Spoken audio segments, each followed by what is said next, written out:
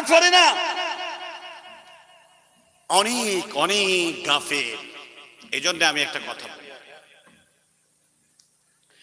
কেমন করে ঘুমাও তুমি,